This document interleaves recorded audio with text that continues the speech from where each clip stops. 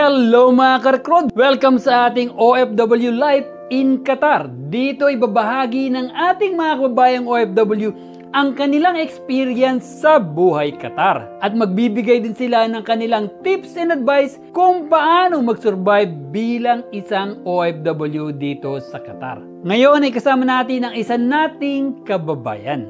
Hello mga ka-recruit, I'm Jason Inakay. I'm working here in Doha, Qatar since 2019. Ang trabaho ko po rito ay isang HVAC technician. Magbibigay ko lang sa inyo tips pag kayo nagtrabaho syempre sa abroad. Ang unang-unang hinanap ko rito nung pagpunta ko rito noong 2019 yung pang-spiritualidad. Siyempre, yung mga churches dito. Merong isang lugar dito, lahat ng denomination ng reliyon nandun, pwede ka sumamba rito. Maipapayo ko sa inyo, pag bilang isang OFW, unang-unang gawin natin, lumapit tayo sa Panginoon para nagagay tayo rito. Mag-isa lang tayo rito parang wala tayong ang pamilya natin nasa Pilipinas, para meron tayong matibay na foundation kay God. Siyempre, dapat pag nag-abroad tayo, kailangan malakas ang katawan natin dahil yan ang puhunan natin dito. Tsaka siyempre meron tayong support system ng family natin para pag sakaling kailangan natin ng mga tulong, kahit na emotional man lang, may mga natatanaw agad tayo.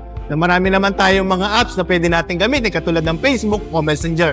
Madali na ang komunikasyon ngayon para madali natin nakokontak ang ating pamilya, mga anak o asawa o mga tiyuhin o kung sino pa man. Shoutout sa mga kaibigan ko dyan sa Pilipinas. Inimbitahan ko namin po kayo every Friday, sumba namin dito sa Doha, Qatar po.